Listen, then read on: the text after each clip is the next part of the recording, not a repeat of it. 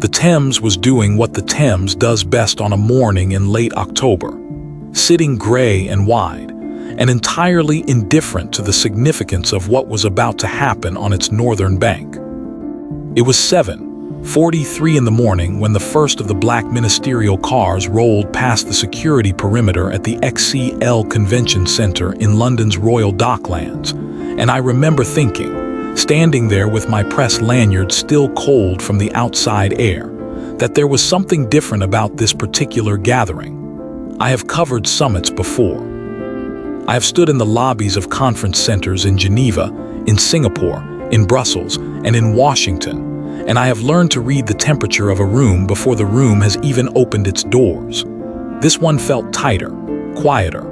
The officials who walked past me did not make eye contact with one another the way officials usually do, with that performed casualness of people who have already spoken 3 times on encrypted lines before breakfast.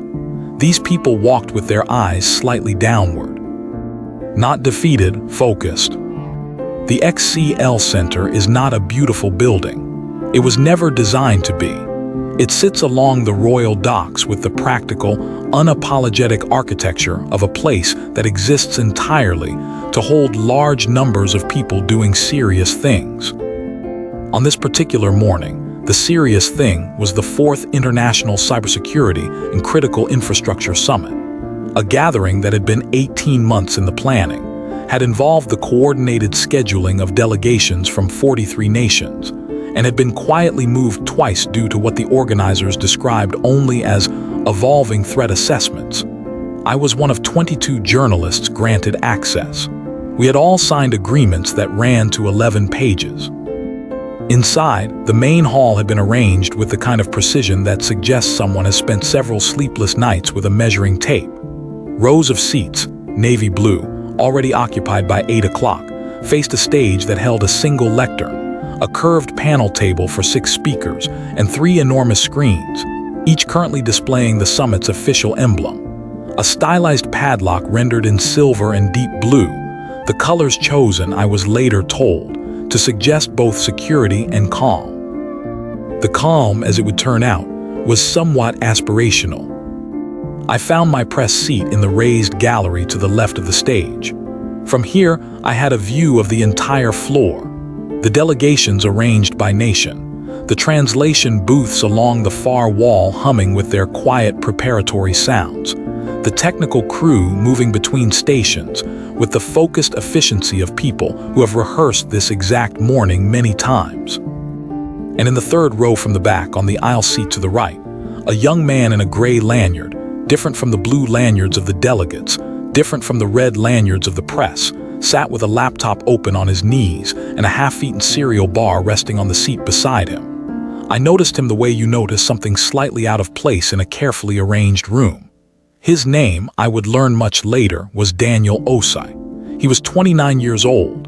He worked for NHS Digital. And he had not slept the previous night. Secretary Fiona Harcourt took the lectern at precisely 9:00. She was the kind of woman who commands a room not by raising her voice, but by never needing to.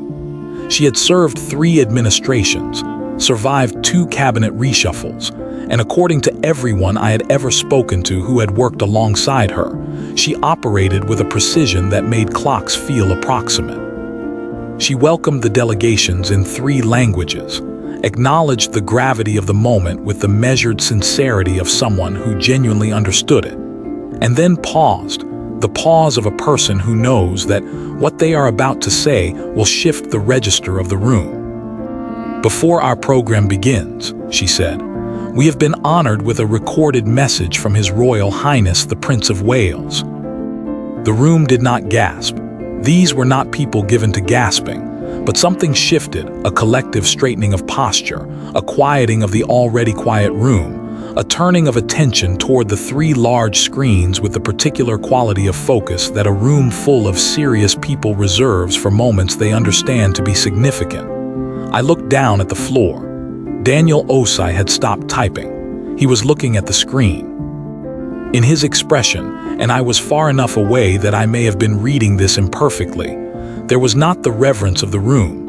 There was something more complicated, something that looked, from the press gallery, remarkably like urgency. The screens went dark for precisely 4 seconds, long enough to feel intentional, not long enough to suggest a technical problem, and then the image resolved. Prince William was seated in what appeared to be a wood-paneled study, the kind of room that manages to feel simultaneously historic and functional. He wore a dark suit, no tie, which in the context of a royal address to a security summit carried its own quiet signal. This was not ceremony. This was a working conversation between one serious person and a room full of others. He looked directly into the camera with a particular quality of attention that distinguishes a prepared statement from a genuine one. This was genuine. He spoke for 11 minutes and 40 seconds. I timed it. He began with the NHS, not with statistics, with a story. He described, in careful and specific terms, the experience of a family in Leeds whose elderly father had been admitted to hospital during a ransomware incident, whose medical records had been inaccessible for 6 hours, whose treatment had been delayed, who had survived. He was careful to say that the man had survived, but for whom those 6 hours had represented something that no cybersecurity framework, no ministerial briefing, and no international summit could fully capture in its proper human weight. He did not name the family. He did not need to. The room understood. He then moved, and this transition was handled with a deftness that I noted professionally, because it is not easy to move an audience from an emotional particular to a policy general without losing them in the gap, to the specific question of AI-generated ransomware. He was precise in a way that surprised several people in the room, including, visibly, 2 of the technical delegates in the front row who exchanged the brief, involuntary glance of experts who have just heard a non-expert say something accurate. He described the new generation of adaptive ransomware systems that could learn the architecture of a network while attacking it, adjusting their encryption patterns in real time to circumvent defenses that had not even been deployed yet. He described the particular vulnerability of legacy NHS infrastructure, systems that had been built in layers across decades, each layer added without full knowledge of what lay beneath, creating the digital equivalent of a building that has been renovated so many times that nobody is entirely certain which walls are load-bearing. He said, and this is the line I wrote down verbatim in my notes, because it was the line I knew I would return to, that the protection of patient data was not a technical problem wearing a human face. It was a human problem that had been handed, perhaps too confidently, to technicians. The room was very still. He concluded by addressing the summit directly. He acknowledged that rooms like this one, rooms full of expertise, full of goodwill, full of frameworks and protocols and carefully negotiated agreements, were necessary. He did not say they were sufficient. That distinction, delivered without drama, without accusation, in the measured tone of a man who had clearly thought about this for a long time and spoken to a great many people before arriving at these particular words, landed with a weight that several of the delegates would later describe to me, in their various languages, as unexpectedly moving. The screens went dark again. The room held its silence for a moment longer than protocol required, and then Secretary Harcourt returned to the lectern, and the summit formally began. In the third row from the back, Daniel Osa had not moved, but his eyes were back on his laptop, and his jaw was set. The program resumed with the particular rhythm of a well-organized international conference, which is to say, carefully structured, impressively credentialed, and occasionally undermined by the conference's own audiovisual infrastructure. The first speaker was General Hartmann, the German Federal Office for Information Security's senior liaison to NATO's Cyber Defense Command. He was a tall man with the bearing of someone who has given briefings in difficult rooms for a very long time, and he approached the lectern with the quiet authority of a person who expects to be listened to. He had been speaking for approximately 90 seconds.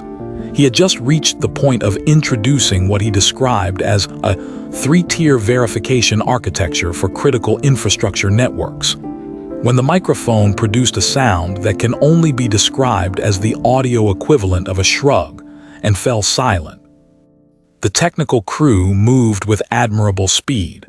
The general waited with the patience of a man who has learned that some battles are beneath his rank. The microphone was replaced in 40 seconds.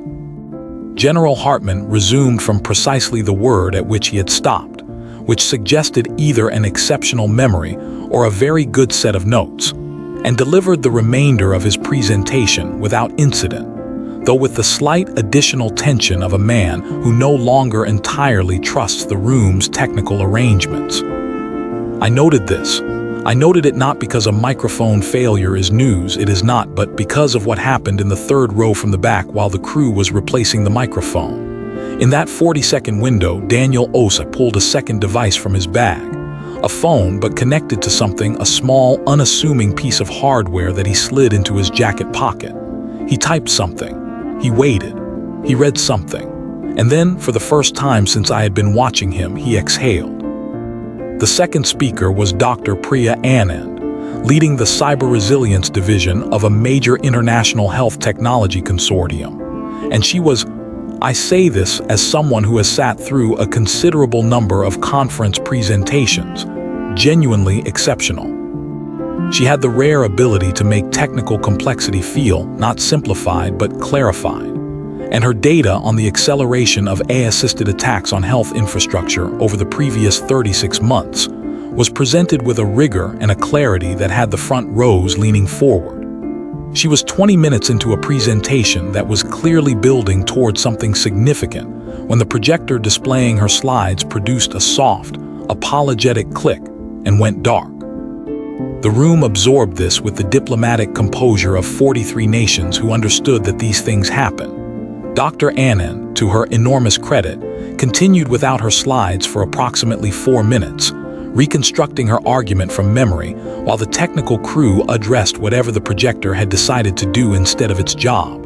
When the slides returned, she resumed mid-sentence. The front rows, which had already been leaning forward, leaned forward further. In the third row from the back, Daniel had not looked up during any of this. He was typing. He was typing with the focused, economical keystrokes of someone who is not composing, who is responding. To what, I could not see. But the cereal bar beside him remained untouched, and his half-empty coffee cup had gone cold an hour ago, and he had not noticed either of these things. The third speaker was Marcus Bellew, a former GCHQ senior analyst who now led the cyber threat intelligence unit of a major British financial institution, and who spoke with the particular confidence of a man who has spent years knowing things that other people do not know, and has recently been given permission to talk about some of them. He was excellent. He described the emerging ecosystem of AI-assisted ransomware development, the way criminal networks were now using large language models not merely to write malicious code, but to generate entirely new attack vectors, testing them against simulated targets, refining them with a speed and scale that human developers could not match. He used the phrase, industrialization of threat, twice, and both times it landed. The microphone cut out once more, briefly, at the exact moment he began to name specific threat actor groups. It returned in time for him to say that he would be happy to discuss specifics in the closed session this afternoon. The room accepted this with the practiced grace of people who have learned that some doors are only opened in smaller rooms. In the third row from the back, Daniel Osei stood up. He stood up quietly, the way people stand up in the middle of presentations when they need the bathroom, and he moved toward the side aisle with the careful, minimal disruption movement of someone trying not to be noticed. He was not trying to leave. He moved to the side wall, the left wall, below the press gallery, slightly out of the sightlines of most of the room, and he stood there with his laptop open against the wall and his phone pressed to his ear. He spoke for approximately 20 seconds. Whoever was on the other end spoke for longer. Daniel listened. He nodded twice. Then he ended the call, looked at his screen. and began typing again with a speed and intensity that was qualitatively different from anything I had seen from him before. I looked at the stage. Marcus Bellew was concluding his remarks to a room of attentive, credentialed, distinguished experts. Not one of them was looking at the left wall. There is a moment in every summit, every conference, every large gathering of serious people addressing serious problems, when the accumulated weight of statistics and frameworks and policy language settles over the room like a very well-intentioned fog. It is not boredom. These are not bored people. It is something closer to saturation. The mind, having absorbed a great deal of structured information delivered with great competence and genuine urgency, reaches for something it can hold without a framework. Secretary Harcourt understood this. The program included, between the third and fourth speakers, a segment she introduced simply as a moment of context. The screens, which had just returned to reliable function, filled with a photograph, a corridor, a hospital corridor, unmistakably the particular institutional lighting, the equipment against the walls, the sense of a space designed for movement and need rather than comfort. The corridor was empty. The caption read, Royal London Hospital, May 2017, the morning after WannaCry. She did not speak over the image for a long moment. WannaCry. The name itself had entered the language as something between a technical term and a wound. In May of 2017, a ransomware attack later attributed to North Korean state actors, using tools originally developed by the American NSA and subsequently stolen, had swept across the world's computer networks with a speed that the systems of 2017 were entirely unprepared for. The NHS had been among the hardest hit. 80,000 devices across the health service had been affected. Ambulances had been diverted. Surgeries had been canceled. Patients had been turned away. The records of millions of people had been locked behind encryption keys held by people who did not care about any of those people at all. No patient death was ever formally attributed to WannaCry. The qualification matters. It also, in its careful precision, contains everything that is most terrible about the near miss. The knowledge that the distance between no formal attribution and a different outcome was not technical expertise or superior defense. It was, in many cases, luck. Harcourt spoke quietly and without performance about what it had meant, in practical human terms, for a nurse to arrive at her ward that morning and find her screens dark, for a GP to open a patient record and find nothing, for a radiologist to reach for an image and find instead a message demanding payment in cryptocurrency to people whose faces and names he would never know. She did not editorialize.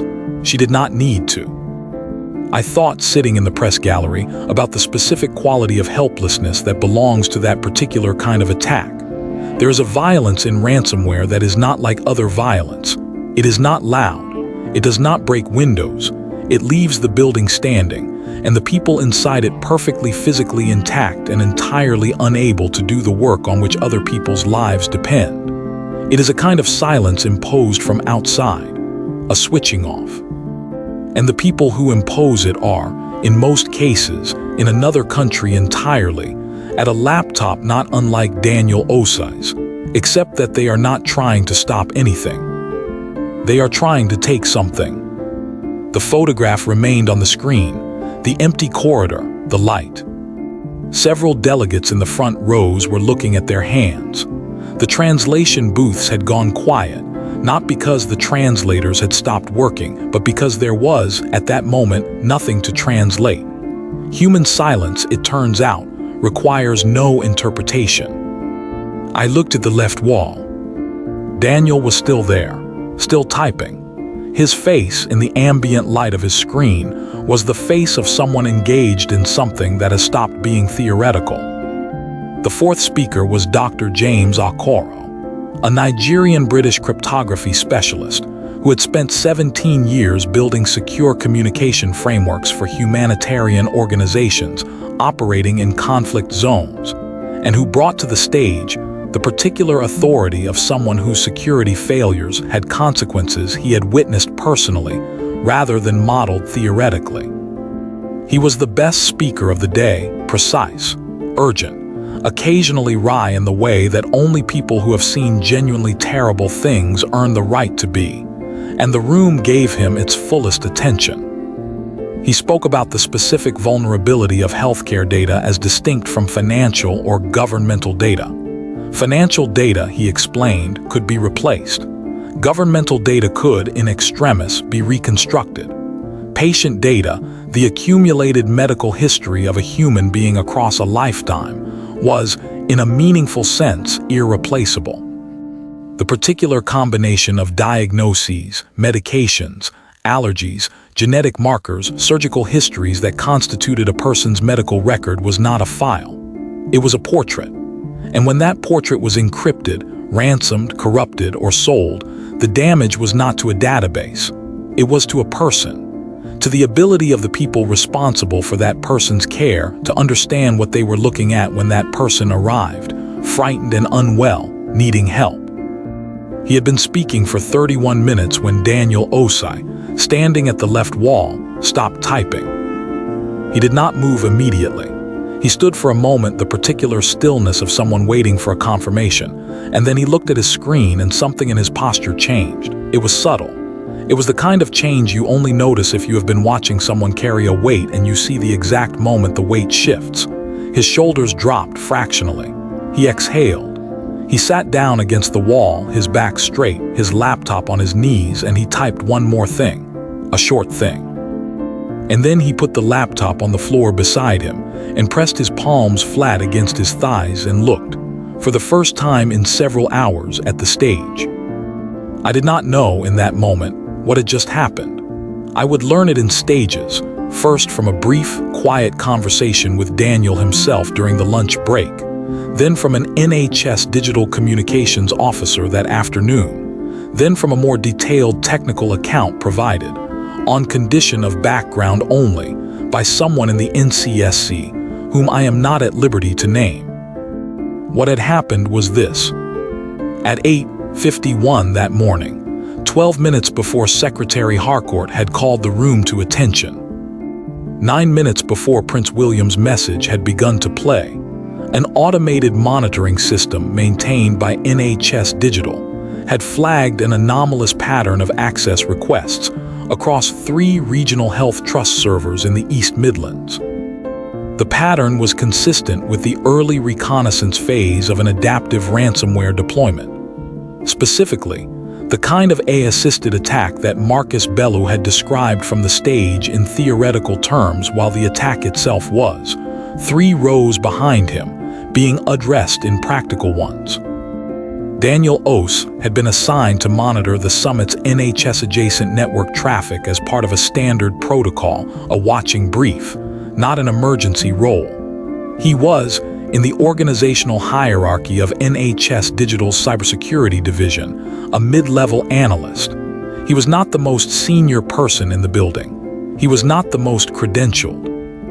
He was, in fact, one of the youngest people in the room with a security clearance, which meant that when the anomaly appeared on his screen at 8:51, and he recognized it because he had spent the previous 14 months studying exactly this category of attack, because he had written a paper on adaptive ransomware reconnaissance patterns that had been read by 11 people within NHS Digital and reviewed favorably by 2 of them.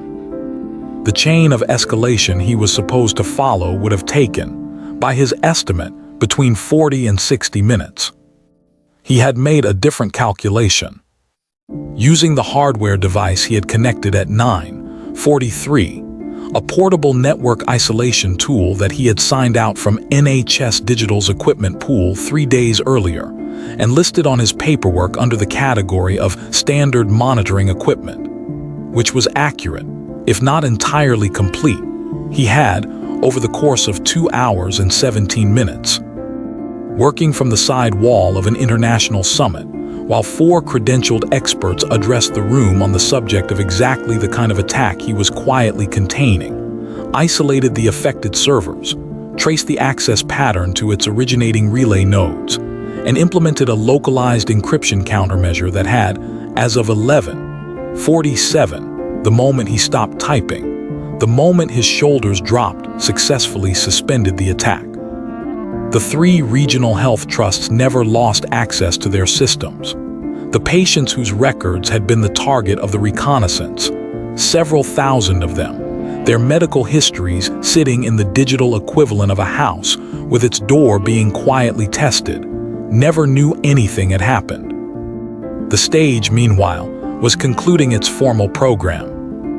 Dr. Okoro received a standing ovation, deserved, genuine, and entirely unaware of its irony. Secretary Harcourt returned to the lectern. She thanked the speakers. She acknowledged the delegations. She said that the day's discussions had demonstrated, with great clarity, both the scale of the threat facing national health infrastructure and the quality of the expertise assembled to address it. She said she was confident that the frameworks developed in this room would strengthen the resilience of health systems across the participating nations. She said all of this with complete sincerity, and all of it was true, and none of it was the most important thing that had happened in the room that day. The national anthem was not played. This was not that kind of summit, but there was, as the delegates rose and gathered their materials and began the business of exchanging cards and continuing conversations in smaller groups, a particular warmth in the room, the warmth of people who feel that they have done something that matters. I made my way down from the press gallery. Daniel Osei was still sitting against the left wall. He had retrieved the cereal bar and was eating it with the focused, unceremonious attention of someone who has just remembered they are very hungry. His laptop was closed. His second device was back in his bag. His lanyard gray, not blue, not red. The lanyard that had placed him outside the neat categorical systems of delegate and press, hung around his neck as it had all morning, unremarked and unremarkable. I introduced myself. I told him I had been watching him from the gallery. I asked him, as directly as I could, what had happened. He looked at me for a moment. He was, I noticed up close, not quite as young as he had seemed from a distance. There were the particular shadows under his eyes that belonged to someone who has spent a night making calculations rather than sleeping, and in his expression, there was not the relief of someone who has been waiting for recognition. There was something quieter, the expression of someone who has completed a task and is already thinking about the next one. "We had a situation," he said. "It's resolved." I asked him if he was going to tell anyone, his supervisors, the summit organizers, the secretary. He looked at me again, and this time there was, very briefly, something that might have been the beginning of a smile. "I filed the report at 11:49, he said. "They'll read it on Monday." He finished the cereal bar. He stood up, straightening the gray lanyard, closing his bag, becoming once more the unremarkable young man sitting 3 rows from the back on an aisle seat, and he walked, without hurry, toward the exit. I watched him go. Around me, the summit continued its closing business. Delegates exchanged cards. Ministers posed for photographs. The technical crew began the process of dismantling the stage with the efficient, unhurried movements of people whose job ends when the event ends, and for whom the event had ended well. On the 3 large screens, the silver padlock emblem had returned the colors of security, the colors of calm. I stood in the middle of the floor of the XCL Convention Centre in London's Royal Docklands and wrote in my notebook, in the shorthand I have used for 20 years, a single line. The most important person in the room today did not have the right lanyard. There is a version of this story that writes itself easily. Prince William speaks, experts testify, frameworks are proposed, agreements are reached. The world is marginally safer. That version is true. It is also incomplete. The version that is harder to write, harder to broadcast, harder to package into the language of summits and statements and official responses, is the one that takes place 3 rows from the back, against the left wall, in the ambient light of a laptop screen that nobody was watching. The NHS processes the medical records of 56 million people. Those records contain, between them, a kind of complete account of what it means to be alive in Britain, The diagnoses and the recoveries, the surgeries and the pregnancies, the allergies and the anxieties, the long, slow illnesses and the sudden ones. They are not files. They are, as Dr. Okoro said from the stage, portraits. And they sit within systems that were built across decades by thousands of people, without any single person ever holding the complete picture of what had been built. The people who wish to ransom those portraits do not care about any of that. They care about the leverage that the portraits represent. The fact that a hospital that cannot access its records is a hospital that cannot function, and a hospital that cannot function will, eventually, pay.